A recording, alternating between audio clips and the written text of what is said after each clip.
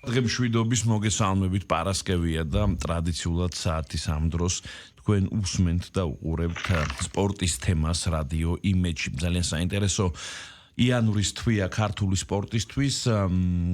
ანასტასია მეტელკინას და ლუკა ბერულავას სპორტულმა წყვილმა ფიგურულ სიგურაობაში ევროპის ჩემპიონატი მოიგო. ეს არის ისტორიული ოქროს მედალი და გრძელდება ციკლი ისტორიაში პირველად ასეთი შედეგი.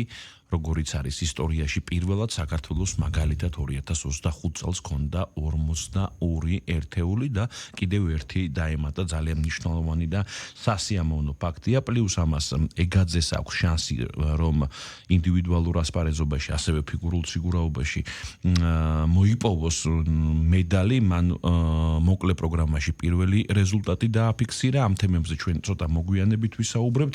ეხლა უნდა პირდაპირ ეთერში ჩავხდოთ შვედეთი ლევან სალუქვაძე ხელბურთის ფედერაციის გენერალური მდივანი ქართველ ხელბურთელებს წინ აქვთ უმნიშვნელოვანესი ევროპის ჩემპიონატი ZZ მეორედ ჩვენი გუნდი ითამაშებს კონტინენტის პირველობაზე. მე შეგახსენებთ განრიგს 17 იანვარი საქართველოს მალმე არენაზე დაუპირისპირდება ხორვატიას, 19 იანვარს შევხვდებით მასპინძელ შვედეთს და 21 იანვარს ჩვენი მოწინააღმდეგე არის ნიდერლანდები. ლევან, მოგესალმებით, მადლობა რომ გადაცემაში იღებთ მონაწილეობას.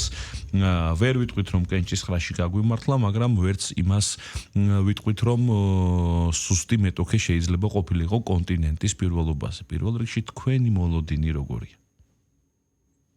მოგესალმები, ვახო, დიდი მადლობა იმისათვის, რომ როგორც ყოველთვის უთმობ დიდ ყურადღებას ქართულ ხელბურთს. მართლა ჩვენ ვიმყოფებით ახლა შვედეთში და დღეს დავესწრებით უკანასკნელ ვარჯიშს, მატჩის წინა ვარჯიშს, ცოტა ხანში თბილისის დროით 5 საათზე გაიმართება ეს ვარჯიში და საკმაოდ დიდი დელეგაციით მივდივართ ამ ვარჯიშზე, ფედერაციის ხელმძღვანელები და ასევე სპორტის სამინისტროდან არიან მინისტრი, მოადგილე და სხვა წარმომადგენლები, ჟურნალისტები გვახლავან აქ, მათ შორის ტელეკომპანია იმედიდან. ნახავთ ბიჭებს, გავამხნევებთ ხვალინდელი მატჩის. რაც შეეხება ქვეჯგუფს, აბსოლუტურად მართალია, რომ ურთულესი ჯგუფია 4 გზის მსოფლიო ჩემპიონი და 5 გზის ევროპის ჩემპიონი შვედეთის ნაკრები, რომელსაც ოლიმპიადა არ მოუგია, მაგრამ 4-ჯერ იყო ფინალში. ორჯერ აქვს სამაგიეროდ მოგებული ოლიმპიადა ხორვატიაში და ერთხელ მსოფლიო ჩემპიონებიც არიან და უკანასკნელი მსოფლიო ჩემპიონატის ფინალისტები. პარალელურად რო გავავოთ, აი დაახლოებით უხეშად ფეხბურთში გერმანია და საფრანგეთი რო ყავდა ჯგუფში დაახლოებით იგივე. ხა ეს რაც შეეხება უკეთესი შეიძლებოდა თუ არა, რა თქმა უნდა შეიძლებოდა უკეთესი ჯგუფი ყოფილიყო უფრო მარტივი, ძალიან მარტივი არა, მაგრამ ამაზე მარტივი, ეს სიკვდილის ჯგუფია. თუმცა არაერთხელ აღვნიშნეთ, რომ დიდი სიხარული და წარმატება არის, რომ ZZ მეორედ გავედით ევროპის ჩემპიონატზე და ეხლა აქ თუ გამოდიხარ, ხო, დღეს თუ არა ხვალ უკვე მზად უნდა იყო და უნდა ისწავლო ისეთ გუნდებთან თამაში, როგორებიც ეხლა ჯგუფში გვყავს. ესეთია სპორტის მოცემულობა, ეს არის სპორტი და მისი პრინციპი, რომ გუნდი რომელიც შეხვდება, თუ დღეს არა, მე რომ უნდა ეცადო გაიზარდო და ხვალ მოუგო. ასე არის სხვა სპორტში და ასეა ხელბურთშიც. ჩვენი რეალური ყველაზე უფრო ტოლსტორად სათამაშო გუნდი არის ნიდერლანდები, რომელთანაც მესამე მატჩი გვექნება, თუმცა შეგახსენებთ, რომ 2 წლის წინ მათ მოგვიგეს ჩვენ სადებიუტო მატჩი ევროპის ჩემპიონატზე და ახლა რევანშის ყურვილი გვაქვს და თუ ჩვენ ჰოლანდიას მოუგეთ ამ ევროპის ჩემპიონატზე, რა თქმა უნდა, ეს უკვე ამ 2 წელიწადში წინ გადადგული ნაბიჯი და ზრდა იქნება და მერე კიდე ცოტა ხანში შეიძლება უფრო დიდ მეტოქეებსაც შევებრძოლოთ. ეს არ ნიშნავს იმას, რომ ჩვენ ხორვატებთან ან შვედებთან ხარხმალ დაყრილები გავალთ სათამაშოდ, მაგრამ რეალურად პროგნოზების მიხედვით აშკარა ფავორიტები ისინი არიან, თუმცა ჩვენს ნაკრებს არაერთხელ დაურღვევია ეს სპეციალისტების პროგნოზები და იმედი მაქვს ასე იზავენ. მაგალითად უნგრეთის წინააღმდეგ რამდენიმე წლის წინ ჩატარებული შეხვედრა მე მგონი არანაკლები სიძლიერის გუნდია. ტოლსტორად გაუთანაბრდება დაახლოებით აქტო ხორვატებს მოუგოთ, ალბათ იგივე დონის სენსაცია იქნება. ლევან, საქართველოს ნაკრებს არ აქვს ფუფუნება რომ რაოდენობაში მოთამაშეებს გულისხმობ მე დიდი არჩევანი იყოს თუმცა ბოლო პერიოდში ამ მიმართულებითაც არის პროგრესი დღეს ჩვენი ეროვნული ნაკრების კონდიციები მაინტერესებს რამდენად კონკურენტული გუნდი ყავს და რა ეტაპები გავიარეთ იმისთვის რომ მზად შევხვდეთ ევროპის ჩემპიონატს მოგეხსენებათ რომ ძლიერი გუნდების და ტრადიციების ჩამოყალიბებას არა აღდგენას ჩვენ იმიტომ რომ დიდი ტრადიციები ქონდა ხელბურთში 1 და 2 წელი არ ყოფის თუნდაც არც ის 5 წელი რაც ჩვენი გუნდი ფედერაციის სათავეშია ვახტანგ პარანის ხელმძღვანელობით ამ პერიოდში მოახერხეთ ის რომ ორჯერ გავედით ევროპაზე და შევქმნით ძირითადი ბირთვი ჩონჩხი ეროვნული ნაკრების რომელსაც პერიოდულად რა თქმა უნდა ახალგაზრდები უნდა შეეშველონ და სკამი უნდა გაიზარდოს.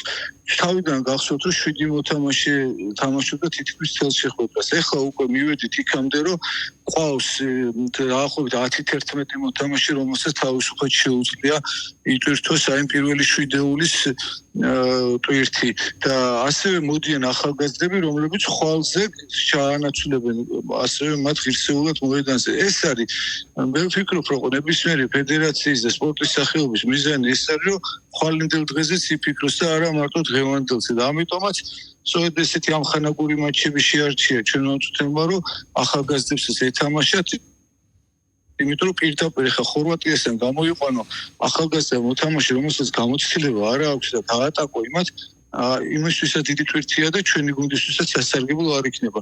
რა ვიცი, აი ეს მიუყვებით ამ გზას ახალგაზრდები მოდიან, გარდა იმისა, ვინც ახლა ნაკრებში არის, იცით რომ ჩვენი ძირითადი ყურადღება გადატანილია 16 წლამდე ვაჟებზე და გოგონებზე, იმიტომ რომ მომავლის გუნდები სწორედ მათ უწოდეთ და მათ მიუყვებით ეხლა რომ საქართველოს მომავალში ისე არ მოხდეს რომ ადრე წარმატებების მერე 30 წლიანი წვეტა რო ჩამოხვდა ამ სპორტში რამაც ძალიან დაგვხია უკან ჩვენ გვინდა რომ აი ამ წარმატებას კონდეს ზურგი ახალგაზრდების სახით რომ ეს წვეტა მეორეჯერ აღარ მოხდეს ქართული ხელბურთის ისტორიაში.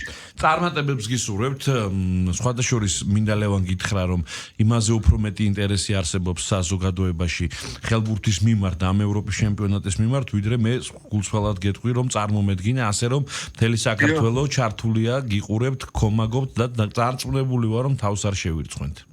ამას გრძნობენ ახო ბიჭები და სწორედ მათი დამსახურებაა რომ აი ყურადღება და ინტერესი არსებობს მათის დაიმსახურეს და ის სიყვარული რომელიც ქართულ გულშემატკივარს აქვს მათ მიმართ რა თქმა უნდა ეს ეკუთვნით ამ ბიჭებს და აი სწორედ მაგ შეგრძნებით გავლენ და ითამაშებენ თუნდაც ძლიერ მეტოქეებთან და ვნახოთ რა გამოვა ჩვენ სილკ უნივერსალზე ვიხილავთ ამ თამაშებს და აი უკომაგოთ ვინც აქ არის აქედან ვინც სამშობლოშია იქიდან ჩვენს ბიჭებს დიდი მადლობა მადლობა ლევან სალუქვაძე საუბრობდა პირდაპირ ეთერში ამასობაში მინდა ჩვენი გადაცემის სტუმარი წარვადგინო მიხეილ აბაიშვილი ჟურნალისტი ჩვენი კოლეგა ადამიანი ვინც მოსწრებია ტრიბუნებზე მარტო ჟურნალისტების ყოფნას და ადამიანი ვინც მოსწრებია სავსე ტრიბუნებსაც გულისხმობ ყველა სპორტის სახეობას და დღეს სპეციალურად შევარჩიეთ ეს თემა სასაუბროთ რადგანაც ეს კონტრასტი მიშე შენ ნანახი გაქვს და პირველი კითხვაც მისალმებასთან ერთად მინდა დაგისვა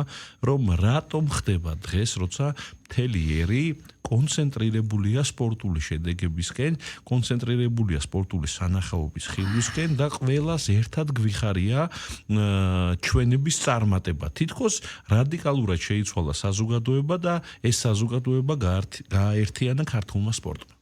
მადლობა პირველ რიგში ვახო მოწვევისათვის მინდა მივესალმო რადიო იმედის მაყურებელს, მსმენელს, მიულოცო ახალი წელი შობა ყველა დღესასწაული და პირველ რიგში მიულოცო აი ეს დიდი წარმატებები, რომელიც უკვე დაიწყო წელი, გუშინ ბედობა დღე იყო და ძალიან კარგი დღე იყო, შენ უკვე აღნიშნე ანასტასია მედელგინას და ლუკა ბერულავას ეს მართლაც გამორჩეული და ისტორიული გამარჯვება, ასევე გავახსენებ ჩვენს მსმენელს, რომ გუშინ ასევე ჩვენმა წყალბურთელთა ნაკრებმა გაიმარჯვა და ამარცხა სლოვენიის ნაკრები და გავიდა შემდეგ ეტაპზე მართალია. პროგრამა მინიმუმი შეასრულა. კი ბატონო, პროგრამა მინიმუმი შეასრულა და შეიძლება რომ ჩვენმა ნაკრებმა ისტორიული შედეგი დააფიქსიროს აქაც მე-7 პოზიციაზე გავიდეს ახლა ყოფილვართ. კი, მე-8-ზე ყოფილვარ და არის შანსი რომ მე-7-ზე გავიდეთ, ახლა რუმინეთს ვეთამაშებით თუ ჯერ იტალიას.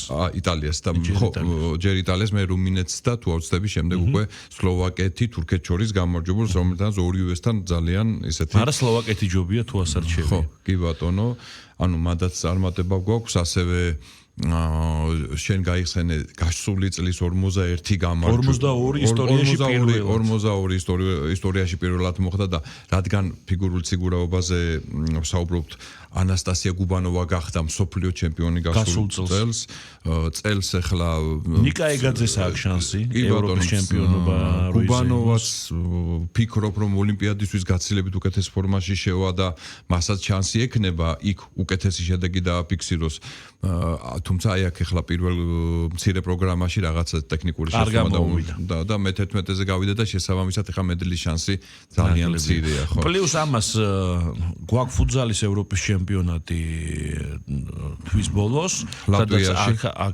აქაც მეორედ გავდივართ ზედიზედ ევროპაზე და ძალიან რთული მეტოქეები გვაქვს იქაც ლატვიის თვითონ მასპინძელი ლატვიის ნაკრები საფრანგეთი და მასპინძლებიში ყველაზე რთული მეტოქე არის ლატვია მასპინძელი კვალიფიკაციას არ გადის მსმენელს შევახსენე პირდაპირ არის დაშვებული და ხანდახან არის ხოლმე როცა თქვათ მასპინძელი არ არის ძლიერი და ქვეყანაში სპორტის პოპულარიზაციის მიზნით კონკრეტული სპორტის პოპულარიზაციის მიზნით აძლევენ ხოლმე მასპინძლობას და ყოველთვის იგეგმება იქ გამარჯვება სხვა მეტოქეების მხრიდან მაგრამ აი ამ შემთხვევაშიც ლატვია ყველაზე სუსტი ნამდვილად არ არის. ხო, თუმცა ჩვენი თუ გავიხსენებთ გასულ წელს, გასულ ევროპის ჩემპიონატზე უბრალოდ საქართველოს ფუტზალის პლეი-ოფში გასვლას და იქაც ძალიან რთული დაძაბული და იქაც საკმაოდ წარმატებას.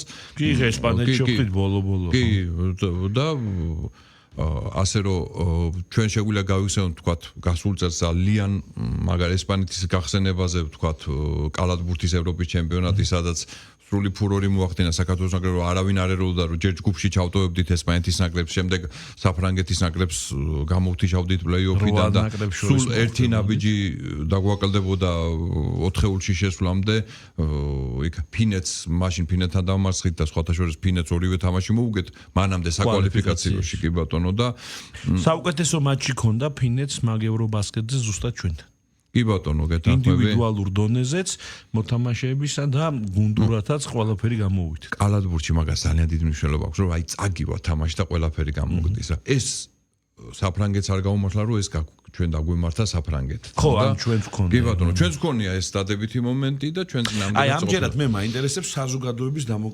დამოკიდებულება შენი მრავალწლიანი სამუშაო გამოცდილების გათვალისწინებით.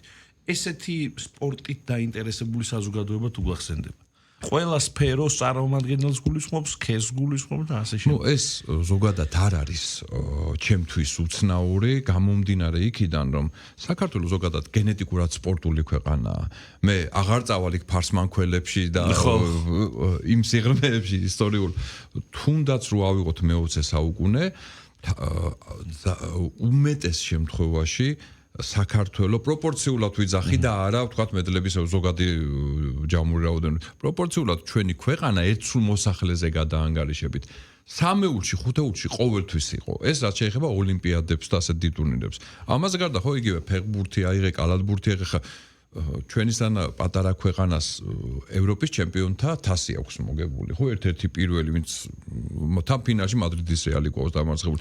კალათბურთში კალათბურთელი არ დავა, სპენელი არ დავაბნიოთ, ეს არის 1962 წელი. კი ბატონო, 1962 წელს თბილისის დინამომ 99-93 თუ არ მეშლება ანგარში. ეს თამაში შედგა ნეიტრალურ მოედანზე ციურიხში. ნეიტრალურ მოედანზე არა. გრიგოლ რობაქიძე მუყურა ამ თამაშს. ყველაფერს თავი დავანებოთ. და ესრო ამ თამაშს და აღფრთოვანდა და რაღაცა თავისი მემუარებში და წერილებში მე დას გამოუგზავნა სხვადასხვა საოცარი წერილი, სადაც აღნიშნული ქონდა ცალსახად, რომ ქართველმა კალათბურთელებმა ძალიან ღირსეულად მიიღეს ეს გამარჯვებაო და ძალიან გმირულად და ეს ჯენტლმენური სულისკვეთები თქვათ არ ყოფილა იქ რაღაც ძალიან დიდი ოვაციები და აი ამან ძალიან იმოქმედა გრიგოლ რობაქიძეზე როგორც აღმოჩნდა. კი ბატონო და არა მარტო ხო კალათბურთი იგივე ფეხბურთი ხერბურთზე ვსაუბრობდით ჩვენი ბურევესტნიკი ამარცხებდა სოფლიო ჩემპიონებს იქ ამხანა გულშეხვედრებში ესეც იყო ხო და ნაკრებში სულ ყავდა ხალხი.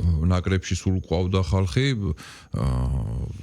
თუ გავხსენებ ჯემალცეცვალის პელეთი იყო მიჩნეული სოფლიო ფეხბურთის პელეთი იყო ეს ადამიანი მიჩნევა ამპილოგოვი ცოცხალი ლეგენდა ჩვენი ოლიმპიური ჩემპიონი ფეხბურთში რა წარმატებებიც გვაქვს და საიდან მოდის ეს ისტორია და ტრადიციები ყველა მიცის ამ მეტნაკლებად ფეხბურთში ჩახედულმა ხალხმა რა ვიცი არ არსებობდა სპორტის მშვილდოსნობა იქნებოდა თუ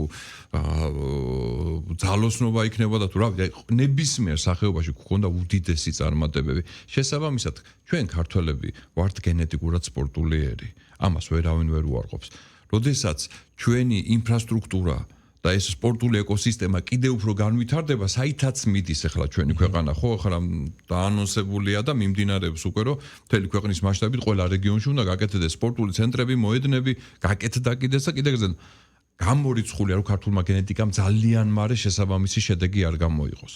შესაბამისად გვიყვარს ეს სპორტიც და საზოგადოებაც რა თქმა უნდა ჩართულია და ეს ამ ჩართულობას რა თქმა უნდა პირველ რიგში განაპირობებს სწორედ ეს წარმატებები. თუ ხარ წარუმატებელი და არაფერი შედეგი და ეს რა თქმა უნდა ინტერესიც მე შესაბამისად იკლებს. აი შენ დაკვირვებით აი ის ხმამიდან ნახეთ როცა არც ქვეყანაში იყო შესაბამისი პირობები და მით უმეტეს სპორტი არ იყო სათანადო დონეზე არც ინფრასტრუქტურა არც დახმარება და ხელშეწყობა ინდივიდუალური შესაძლებლობების ხარჯზე რაც ლოკალური წარმატებები ჰქონდა. უფრო ნიჭის ხარჯზე მოდი ასე ვთქვათ რა. ეს ამ ინდივიდუალურმა წარმატებებმა მოგვიყვანა დღეს.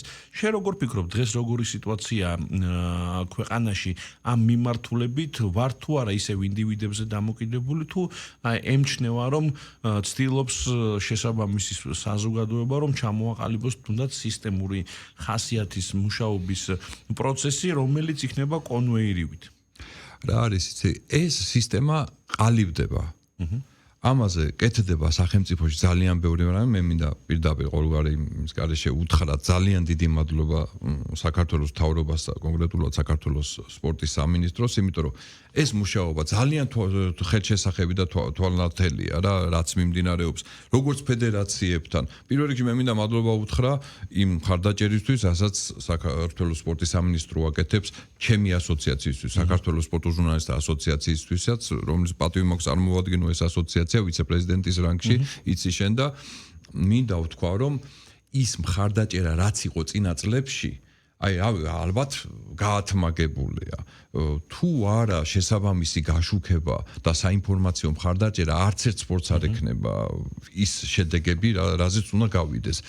კარგად მოგეხსენება, ერთ სფეროში ვართ ჩვენ ამდენ ხანია და აი სწორედ ეს აქედანაც კი ნათელია, რომ როდესაც სპორტულ ჟურნალისტთა ასოციაციას ასეთი მხარდაჭერა აქვს სახელმწიფოსგან, თავად განსაჯოს მსმენელმა და მაყურებელმა რა ხდება სპორტის სხვა ფედერაციებში და სახეობებში და ამას ყველას კარგად ხედავთ. ეს წარმატებები რომ ყოველ ზედიზედ გადიან ხელბურთი იქნება, წყალბურთი იქნება, რაგბის ახლახანს სერიოზული ტოპ 14-ის გუნდი დაამარცხა ჩვენმა შავმალოვმა, ესეც იანვარში მოხდა, მინდა შევახსენო კომაქს და ხვალ დავპატიჟო ყველანი გადამწყვეტ მატჩზე იტალიის პარმასთან გამარჯვების შემთხვევაში ჩვენი გუნდი ავჭალაზე კი ბატონო გამარჯვების შემთხვევაში ჩვენი გუნდი გადის პლეი-ოფში რაც ასევე ისტორიული შედეგი იქნება აქამდე ეს არ მომხდარა ხო რომ არ გავსურვოთ ასე რომ სისტემური მიდგომა კი არის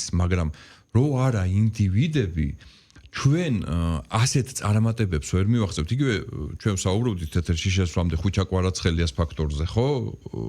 რომელმაც შეიძლება ითქვას, რომ არა მარტო ფეხბურთს, ზოგადად სპორტს მოუბრუნა ხალხი. ჩვენ ახლა ვსაუბრობდით ხელბურთზე, იქაც ცხოვრებაძის ფაქტორი არის სწორედ ესეთი რაღაცა ერთ-ერთი გადამწყვეტი და ერთ-ერთი მთავარი იმედი, ვისიც ჩვენ გვაქვს, სწორედ გიორგი ცხოვრებაძეა და ვინმე თვალს თუ ადევნებს საერთაშორისო ხელბურთის ფედერაციის სოციალურ მედიას სულ არის თვეში ერთხელ ან ორჯერ გიორგი ცხოვრებაძის შესახებ პატარა ვიდეოკლიპი მაინც არის მომზადებული და ყოველთვის ხაზს უსმევენ მისი სათამაშო უნარებიდან განსაკუთრებულ ნახტომს და ბოლო ასეთი ვიდეო, რომელიც დაიდო საერთაშორისო ფედერაციის სოციალურ მედიაში, ესეთი სათაურით იყო, რომ ადამიანი, ვინც გრავიტაციის კანონებს არ ემორჩილებს. კი ბატონო. კალათბურთზე ყოველდღეველით სასიამოვნო ინფორმაციებს NBA-დან, ყოველდილასველით სასიამოვნო ინფორმაციებს და იმედებით არ გვიმტყუნდება მამუკელაშვილიც და ბითაძეც ერთ-ერთი გამორჩეულები არიან საკუთარი გუნდების რიგებში და ისიც შეიძლება მოხდეს, რომ ისტორიაში პირველად ორივე ერთ გუნდში ვიხილოთ. არის ამაზე. კი ბატონო, შეიძლება და სხვათა შორის გუშინ ბერლინში ჩატარდა მემფისი, ორლანდო NBA-ის ევროპული ტურის ფარგლებში მაჩებია ლონდონში და ასევე პარიზში ჩანიშნული და ხა რატომ შეგაწყვეტინე ამ თემაზე საუბრის დროს ამ რეპლიკით, იმიტომ რომ ადამ სილვერი NBA-ის კომისარი გუშინ პრესკონფერენციაზე ღიად ამბობდა, რომ NBA დაინტერესებულია ევროპული შერეული ტურნირით. არ არის შორს ის მომენტი, როდესაც NBA-ის გუნდები ევროპულ კლუბებთან ერთად ითამაშებენ საერთო ტურნირს, რაც ბუნებრივია სპორტის სამსახიობოს უფრო საინტერესოს და პოპულარულს გახდის მინიმუმ ჩვენ კონტინენტზე და კომერციულად საოცარი და იმედი მაქვს, რომ ჩვენი ბიჭების თამაშს ევროპაში მაინც დავესწრებით ახლოში, იმიტომ რომ ამერიკაში ცოტა რთულია კალათბურთზე სიარული. ის საწყენი მომენტი რა თქმა უნდა ახლავს ამას რომ ჩვენი ბიჭები შესაჩევ ეტაპზე ვერ ახერხებენ საქართველოს ნაკრების დახმარებას თორემ ამ ვითარებაში ხა ჩვენი გუნდი სატურნირო ვითარებას გულისხმობ ნამდვილად არ იქნებოდა ხო მაგრამ ზაფხულში ისეთი პერიოდი გვიწევს საკვალიფიკაციო ეტაპებისა როცა შეძლებენ ჩვენ სისტემურ მუშაობასთან დაკავშირებით ვისაუბრეთ რა ძალიან მნიშვნელოვანია და ძალიან კარგია თუ ხდება გათვალისწინება საერთაშორისო გამოცდილებების მაგრამ ინდივიდუალური ფაქტორებიც არ უნდა გადავდოთ გვერდზე მით უმეტეს თანამედროვე სპორტში შენ გიორგი ცხოვრებაძე ახსენე და მე მინდა რომ კითხვა დაგისვა თორნიკე შენგელიასთან დაკავშირებით მე მგონია რომ ესეთი თავდადება რომელიც მან გამოიჩინა და რომელსაც ის ყოველდღიურ რეჟიმში აფიქსირებს საქართველოს ნაკრებთან მიმართებაში ნამდვილად ისეთი ქვეყანისთვისაც როგორიც საქართველოა მაინც უცხო და უცნაურია იმიტომ რომ გარდა იმისა, რომ 24 საათში 3 ფრენა და 2 თამაში გამოუვიდა მაგალითად ბოლო შესარჩევში. ასევე მქონდა მას ელემენტარული გულის პრობლემები. კი ბატონო, ჯანმრთელობის პრობლემები მქონდა სერიოზული. ხო, ან გაციებული კი არ იყო. გულის პრობლემა მქონდა და უბრალოდ არ დაემორჩილა არაფერს მეუღლე მას თქვა რომ აზრი არ ქონდა რომ რამე ან შემეჩერებინა ან ვიცოდი რომ მაინც ესეთი თავდადება მაინც საქართველოსთვისაც არის გამორჩეული. როგორ ფიქრობ აი ეს ინდივიდუალური მაგალითები რამდენად მნიშვნელოვანია ზოგადად უშუალოდ სპორტულ არენას? უმნიშვნელოვანეს ეს არის მართლა უნიკალური მოვლენა რაც თორნიკემ აი ეს მაგალითი რო გაიხსენე 24 საათში რომ 3 თამაში ჩაატარა და კერძო ჯეთით რო გადმოფრინდა და საქართველოს ნაკრებს დაეხმარა და ძალიან მაგრა დაეხმარა რა ვიცი ეს არის სწორედ იმ მაგალითის მიმცემ პირველი არა ვთქვა უფრო თავისი თუმცა თანაგუნდელებისთვისაც რა თქმა უნდა მაგრამ ეს უფრო აი მომავალი თაობებისთვის მოზარდი თაობებისთვის არის ძალიან მნიშვნელოვანი და არა მხოლოდ სპორტული თვალსაზრისით აქ არის პატრიოტიზმის მომენტები რა თუ გინდა რომ ქვეყანაში შენ გაგეზარდოს თაობა რომლისთვისაც აი ეს შენი ქვეყნის სიყვარული პატრიოტიზმი არის მაღალ დონეზე სწორედ ასეთი მაგალითებით ხდება და არა თქვათ ვარჯიშით და არა რაღაცა სწავლებით მხოლოდ არა საერთოდ არა ვარჯიში შეიძლება ძალიან მაგარი სპორტსმენი გამოვიდეს მაგრამ ის რომ განიმსჯვალო შენი ქვეყნის სიყვარულით და პატრიოტიზმით არის სწორედ აი თორნიკე შენგელია იქნება ხვიჩა კვარაცხელია იქნება თუ აი არ მინდა ვინმე ლაშატალახაძე იქნება თუ ვინც იქნება ჩვენი ის გამორჩეული სპორტსმენები რომლებიც აი ამ მაგალითებს იძლევიან სწორედ ეს ზრდის აი ამ თაობას აი ამ სულისკვეთებით და მე ვამტკიცებ ბევრი სფეროს წარმომადგენელი ალბათ გამიწყრება რასაც ახლა ვიტყვი მაგრამ მე ვამტკიცებ რომ დღეს თანამედროვე საქართველოს ყველაზე დიდი ელჩი არის სპორტი და რატო გაგიწყდება? არა, შეიძლება ვიღაცას ეწყინოს ახლა არავის არ ვაკდინებთ, მაგრამ აი საიდენტიფიკაციოდ სპორტი მაინც მგონია რომ პირველი შესაძლებლობაა. ძალიან ბევრ ქვეყანაში ხარ შენ ნამყოფი და აი ყველაზე მარტივად როგორ აუხსენი რომელი ქვეყნიდან ხარ თუ გქონია ეგეთი მაგალითი, იმიტომ რომ ახლო წარსულში კახა კალაძე იყო ყველაზე მარტივად აღსაქმელი რო ეტყოდა აი კახა კალაძის ქვეყნიდან ვარ, დღეს უკვე ხუჩა კვარაცხელია და მადლობა ღმერთო ძალიან ბევრია ასეთი რომ უთხრა და მიხვდება ვინ ახარ და რა საიდან ხარ. ტრანსფორმაცია არის ძალიან მაგარი, აი ამ მიდგომის ჩემი რა. ნუ მე ხა სპორტული ჟურნალისტი ვარ 85 წლიდან. მაგრამ აი საერთაშორისო თამაშებზე, საერთაშორისო გასვლები დამიწყო სადაც 92-93 წლებიდან რა. თავიდან, როდესაც მინდოდა მიმეხვედრებინა, რომელი ქვეყნიდან ვიყავი, რაც არც ინტერნეტი არსებობდა და რა ისა ხო, უფრო ჩვენ ძველ ცნობილ პოლიტიკოსებს ვახსენებდი ხოლმე რა. მე ნელა იქ შოთაჩი, კინკლა, კალა ესენი შემოვიდნენ და ბოლო პერიოდში მაგალითად 2010-იანების ბოლოს ძალიან ის იყო კიდევ ლაშატ ალახაძე რომელიც ზედიზედ 8 წელი იყო ოფიციალურად პლანეტის უძლიერესი მამაკაცი და რა ვიცი ხა რა თქმა უნდა გეთანხმები იმ მიდგომაში და იმ მოსაზრებაში რომ სპორტი დღეს ნუ რომელი სფეროა ყველაზე წარმატებული საქართველოში ხო თან როგორც აი ძალიან წინ არის სხვა სფეროებთან შედარებით ეს მე არ მიხარია რა თქმა უნდა ყველა სფერო უნდა დაეწიოს და რაღაცა ეს სპორტი გაცილებით მაღალ დონეზე გვექნებოდა თუ ეკონომიკური კეთილდღეობა და ეკონომიკური განვითარება ახლოს იქნებოდა ამ სპორტისა დღეს არაბუნებრივად არის წინ სპორტი რა ამის საფუძველი ეკონომიკური დღეს არც ეკონომიკური საფუძველია და არც თუნდაც მასობრივი სპორტის საფუძველი სათანადო იმ დონის არ არის რა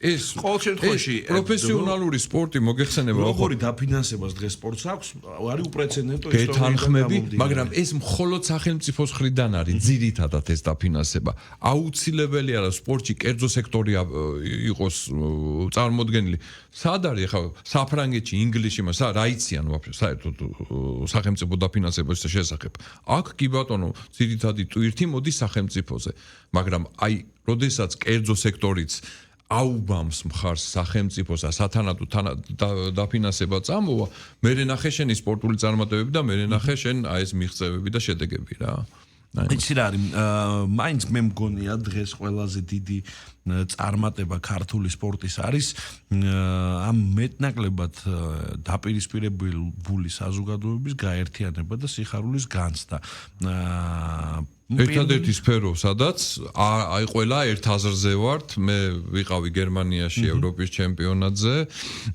რომელიც აი აბსოლუტურად დაუვიწყარი და ისეთი ემოციები დაგვიტოვა სულ ყველა მე მაგათაც ჩემ ცხოვრებაში ასეთი ემოციები ღიად ვიტყვი რომ არ ამქონი ნუ ერთადერთი შევადარებ შვილის შეძენის ემოციას აი იმ სიხარულს რაც იქ განვიცადეთ რა აი არაფრით არ ჩამოვა შეიძლება ხო და გეთანხმები სპორტი არის გამაერთიანებელი.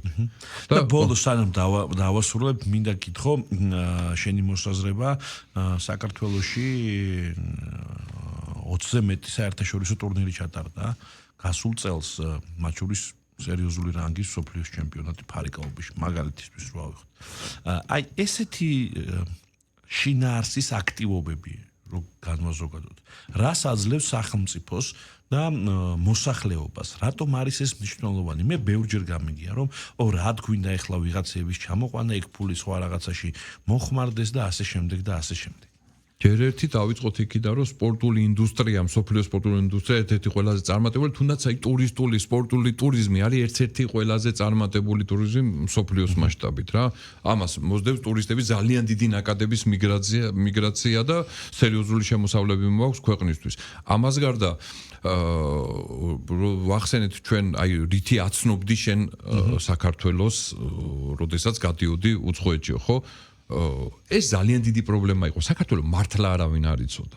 ერთ-ერთი მთავარი ფაქტორი, რომ დანარჩენ მსოფლიოს გავაჩნოთ ჩვენი ქვეყანა, სწორედ აი ასეთი ჯერ ერთი წარმატებებია, რომელსაც ქართველი სპორტსმენები და ქართული გუნდები აღწევენ. ამას გარდა სწორედ აი, როდესაც შენ მასპინძლობ ფარიკაობაში მსოფლიო ჩემპიონატს, ჭადრაკში ოლიმპიადას, სიტყვაზე ფეხბურთში ახალგაზრდულ ევროპის ჩემპიონატს, არის სწორედ აი იმ სხვადასხვა სეგმენტებს იმ საერთაშორისო საზოგადოებრივობის, რომლებსაც სხვადასხვა ინტერესები გააჩნიათ, აცნობ იქ კიდე დამატებით ის აუცილებლად ეხა ვინც არის სიტყვაზე ვინც აქ პირველად ჩემპიონი გახდება, ხო არასდროს არ დაავიწყდება. ჩემპიონს თავი გაანებე, ვინც არის ფარიკაობის კომაგი მთელს მსოფლიოში, იმისი ყურადღება იმ მომენტში, როდესაც საქართველოში ჭარბობდა ორი კვირის განმავლობაში, ხო კონცენტრირებული და ფოკუსირებული საქართველოზე, ხო ფეხბურთის გულშემატკივარი და კომაგი ვინც არის და რო იცის რომ გერმანია, ინგლისი ის ნაკრებები ხო ჩამოვიდნენ აქ ითამაშეს ხო ჩვენთან ის ახალგაზრდულმა ნაკრებებმა.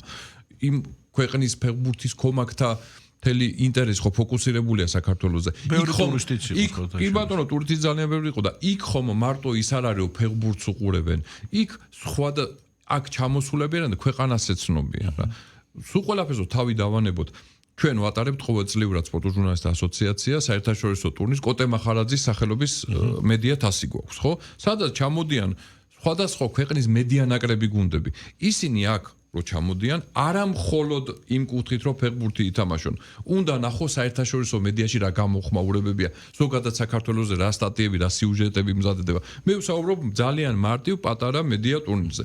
და ეხლა, როდესაც რანგი არის მსოფლიო ჩემპიონატი, მოქმედი, თქვათ, სპორტი, ასეთი ერთ-ერთი ყველაზე პოპულარული სპორტის სახე, როგორც თქვათ, ფარიკაობა, ან ფეხბურთი, ან კალათბურთი ევროპის ჩემპიონატი, ჯიუდო კი ბატონო და არა მხოლოდ ეხლა არ მინდა რომ ვინმე სხვათა შორის ის შერეული ორთაბრძოლების სოფლის ჩემპიონატის კი ჩატარდა ჩვენთან ძალიან ისეთი ხმაურიანი ზამთრის სპორტის სახეობების ხო ფესტივალი გქონდა სოფლიო ჩემპიონატი გქონდა სნოუბორდში და სწრაფადაშობაში ხო სხვათა შორის ინფრასტრუქტურის ნაწილი არის ძალიან მნიშვნელოვანი იმიტომ რომ აი როდესაც ტურნირი ტარდება საქართველოში პირობითად მე მახსოვს 2015 წლის ოლიმპიური ფესტივალი ზაფხულის და მაშინ შეიქმნა ახალგაზრდული ფესტივალი მაშინ შეიქმნა ეს დიღმის ოლიმპიური სოფელი სპორტული სადაც დღემდე ფუნქციონირებს ყველა ფრენბურთის და დანვარჯიშის დარბაზები კი ბატონო სტადიონი და მე მახსოვს 2015 წელს იყო ერთადერთი სტადიონი ეს სტადიონი რომელიც სპეციალურად მძლეოსნობისთვის შეიქმნა და